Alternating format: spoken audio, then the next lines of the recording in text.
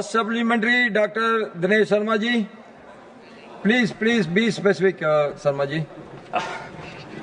मैं बिंदुवार पूछ लेता हूं, बिल्कुल स्पेसिफिक है। क्या KOHA जैसी लाइब्रेरी ऑटोमेशन सॉफ्टवेयर के उपयोग में कर्मचारी को प्रशिक्षित करने के लिए राजा राममोहन लाइब्रेरी फाउंडेशन के माध्यम से अन्य राज्यों में आयोजित किए गए विशेष 5 दिवसीय क्षमता निर्माण कार्यक्रम पिछले 2 वर्षों के दौरान उत्तर प्रदेश में आयोजित किए गए? यदि हाँ, तो अब तक उत्तर प्रदेश के कितने पुस्तकालय पेशेवरों को प्रशिक्षित किया गया? और इसी में अंतर्निहित है कि क्या माननीय मंत्री महोदय के संज्ञान में है कि जो पुरानी पांडुलिपियां, संस्कृत पांडुलिपियां डिजिटाइज करने का कार्य आपके मंत्रालय में शुरू हुआ है, इंडियन कल्चरल पोर्टल के माध्यम से उसे सुलभ कराने के लिए इसी प्रकार का एक जो AI की तरीके से SI, जो कृत्रिम बुद्धिमत्ता AI है, उसी तरह सनातन बुद्धिमत्ता SI का प्रारंभ उत्तर प्रदेश में कुछ लोगों ने किया है, जिसमें 10,000 वर्षों की जानकारियां उपलब्ध की गई पांडुलिपियों के आधार पर और प्राचीन ग्रंथों के आधार पर, पूरे विश्व से कलेक्ट की गई भारतीय संस्कृत के आधार पर उसको SI में दिया गया है, जबकि AI में 2000 तक का है, इसमें 10,000 तक की विभिन्न प्रकार की जानकारियां हैं। तो क्या उसको बढ़ावा देने का या उसको मान्यता और सहयोग पर सरकार विचार करेगी? Honourable minister. माननीय सभापति महोदय, माननीय सदस्य का धन्यवाद करता हूं कि उन्होंने बहुत ही इम्पोर्टेंट विषय पर प्रश्न खड़ा किया है। माननीय सभापति महोदय, लाइब्रेरी जो है संविधान के आर्टिकल 246 के तहत स्टेट लिस्ट का सब्जेक्ट है और रेस्पेक्टिव स्टेट्स को उन लाइब्रेरीज के रखरखाव के लिए, लाइब्रेरीज के निर्माण के लिए, विकास के लिए, लाइब्रेरी एटमॉस्फेयर को बनाने के लिए काम करना होता है। लेकिन भारत सरकार राजा राममोहन लाइब्रेरी फाउंडेशन के तहत, जो एक कल्चर मंत्रालय के अधीन एक ऑटोनोमस बॉडी है, उसके तहत लाइब्रेरीज को अपग्रेडेशन के लिए, उनके रिस्टोरेशन के लिए, उनके फर्नीचर और इंफ्रास्ट्रक्चर को बनाने के लिए काम करती है। लेकिन उसके साथ साथ में कैपेसिटी बिल्डिंग पर भी लाइब्रेरी जो राजा राममोहन लाइब्रेरी फाउंडेशन के माध्यम से काम होता है। माननीय सदस्य ने जानना चाहा, मैं पूरे देश की स्थिति बताते हुए माननीय सदस्य का जो उत्तर प्रदेश का विषय है वो सामने रखना चाहता हूँ। देश भर में कुल मिलाकर के इस तरह की जो सॉफ्ट स्किल एनहेंसमेंट के लिए जो कार्यक्रम लिए गए और उसमें जो कैपेसिटी बिल्डिंग के लिए वर्कशॉप की गई, ऐसे प्रोग्राम्स देश भर में 54 प्रोग्राम किए गए, जिसमें से 4 उत्तर प्रदेश में हुआ और उत्तर प्रदेश के 190 लोगों को उसमें हमने जो है उनकी सॉफ्ट स्किल अपग्रेडेशन के लिए ट्रेन किया, डिफरेंट सेमिनार वर्कशॉप्स के माध्यम से। माननीय सदस्य ने पांडुलिपियों के डिजिटाइजेशन की बात की है। मैं सदन को आपके माध्यम से निवेदन करना चाहता हूँ, वो हमारी बहुत बड़ी ऐतिहासिक धरोहर है और माननीय प्रधानमंत्री जी के नेतृत्व में उसको ज्ञान भारतम मिशन ऐसा नाम देकर के मिशन मोड में हम अपनी पांडुलिपियों का डिजिटाइजेशन करें, इसकी जो है रचना की है। इस कल्पना में डिजिटाइजेशन का अभिप्रेत केवल उसकी डिजिटल कॉपी बनाकर या डिजिटल वेब जो है उसका वर्जन बना करके स्टोर करना नहीं है, अपितु उसको हम किस तरह से कंप्यूटर रीडेबल फॉर्मेट में लेकर के आएं ताकि विभिन्न भाषाओं में उसको आसानी से ट्रांसलिटरेट किया जा सके। AI का उपयोग करते हुए इसको पूरा करने के ऊपर हम पूरी गति के साथ में काम कर रहे हैं। हमने देश और दुनिया के सारे एक्सपर्ट्स को पिछले माह सितंबर में बुला करके उनके साथ में 3 दिन की कार्यशाला इसके ऊपर की थी। हम साथ बैठे थे, देश भर के तकनीकी विशेषज्ञों से इस पर चर्चा की थी। माननीय प्रधानमंत्री जी ने इसको गंभीरता से लेते हुए जो डिफरेंट सब ग्रुप्स ने इस पर अपने रोड मैप बनाए थे, अपनी तरफ से दिशा निर्देश दिए थे, उनको 3 घंटे खुद स्वयं वहां उपस्थित रह करके सुना था और उसके आधार पर, उस रिकमेंडेशंस के आधार पर हमने उस पर काम करना शुरू किया है। इस तरह की सारी उपलब्ध टेक्नोलॉजीज को इंटीग्रेट करके हम साथ में मिलकर के उस पर काम कर रहे हैं। माननीय सदस्य ने जो विषय संज्ञान में लाया गया है, जो SI की उन्होंने बात की है, उस SI के जो डेवलप करने वाले लोगों के साथ में भी हम जो है सामंजस्य स्थापित करके इस दिशा में काम कर रहे हैं। Second supplementary, doctor Dinesh Sharma ji. मेरी माननीय मंत्री जी से अपेक्षा है कि क्या मंत्रालय यह सुनिश्चित करने के लिए कि उत्तर प्रदेश के 22,700 ग्राम पंचायतों में डिजिटल पुस्तकालय स्थापित करने के मिशन के साथ सहयोग विभाग कर रहा है कि वे national virtual library of India portal के साथ एकीकृत हो? बी, यदि हां तो संबंधित एकीकरण के लिए क्या तकनीकी सहायता प्रदान की जा रही है?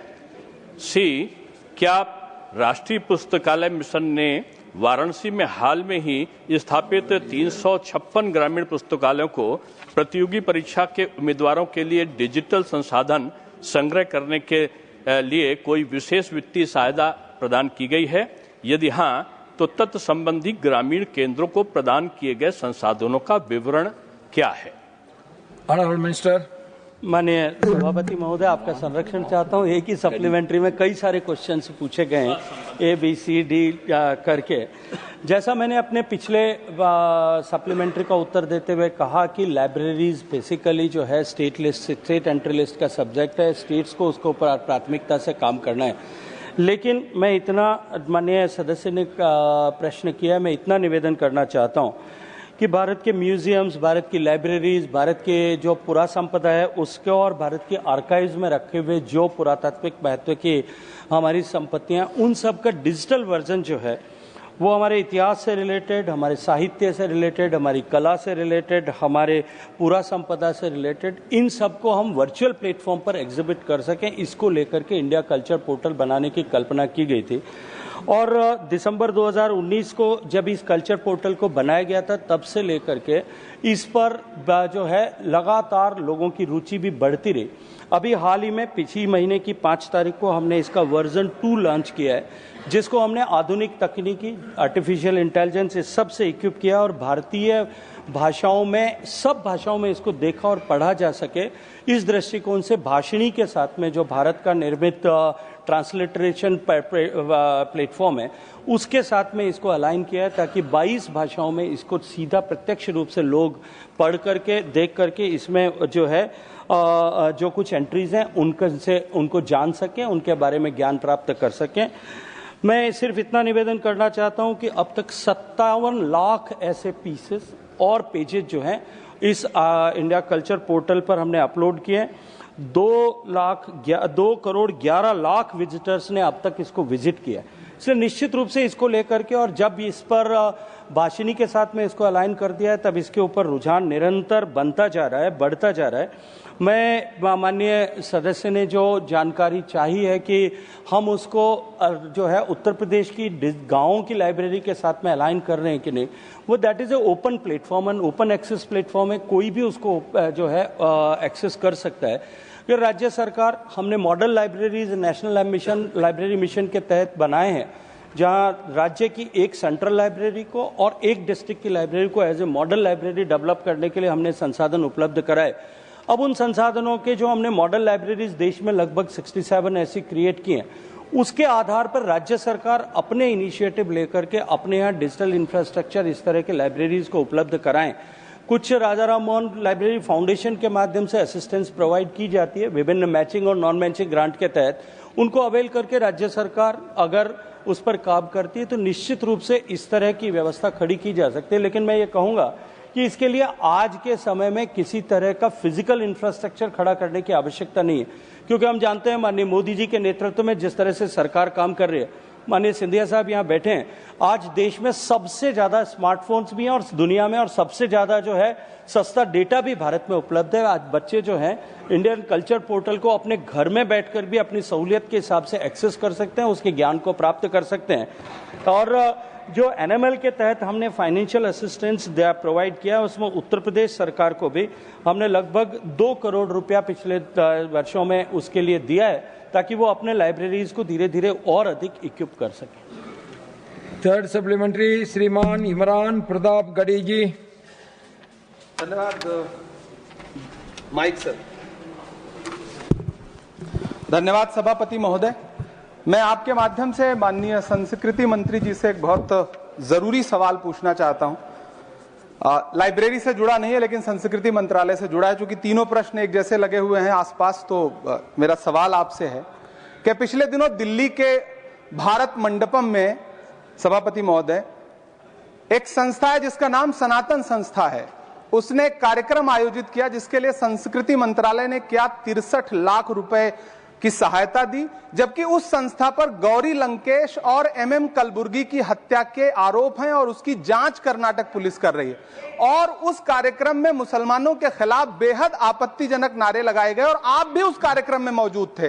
तो मेरा सवाल है कि क्या 63 लाख रुपए दिए गए, और अगर आप थे तो आपने इस कार्यक्रम में मंत्रालय की तरफ से सहयोग क्यों करवाया, और आप क्या मौजूद थे? मेरा सीधे सीधे सवाल है मंत्री जी से। माननीय सभापति महोदय, प्रश्न बिल्कुल भी मूल प्रश्न से संबद्ध नहीं है। यदि माननीय सदस्य को इसके बारे में कुछ जानकारी चाहिए, वो अलग से इसके बारे में चर्चा करें, मैं उनको सारी जानकारी उसको दूंगा, लेकिन मूल प्रश्न से संबद्ध नहीं है, इसलिए मैं इसका उत्तर यहाँ नहीं करता। Doctor V Shivadasan ji. Sir, that data given by the minister in this house shows that only 7 crore is the last year expense for library mission. Only 7 crore. They have given only 64.26 crore for the last 3 years assistance to Kerala through this mission. Sir, here in India, lot of reports have suggested minimum 1 library for 1,000 people. This is our ambition. But in India, situation is very worse.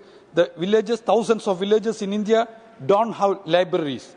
The union government is providing the allocated amount for the libraries is very less amount they are providing. So it is not sufficient to establish and expand the libraries in villages. So my question is whether the government of India have any plan to increase the financial assistance to the libraries to build in each libraries the physical to arrange physical books and digital space for reading and writing to the students and enter the members of the society. So what is the stand on the government on the financial assistance to the state if government is not ready to provide the money to the The state? question is over. Yes, thank you, sir. Thank Honorable you. Minister, please.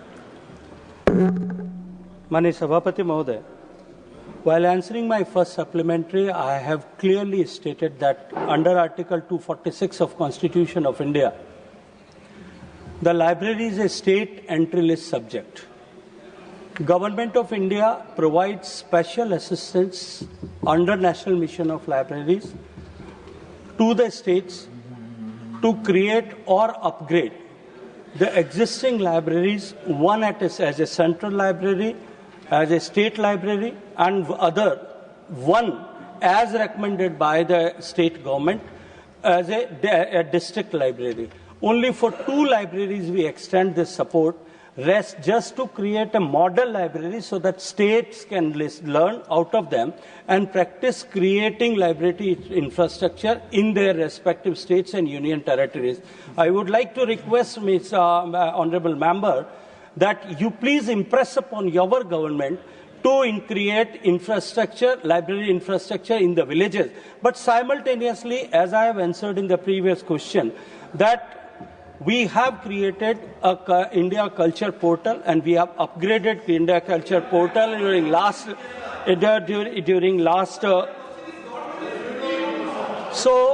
So my answer, I have already stated that we have a limited scope because it's a state subject. Please, Please impress upon your take you. state to look into the subject and request them to do the to improve the library infrastructure.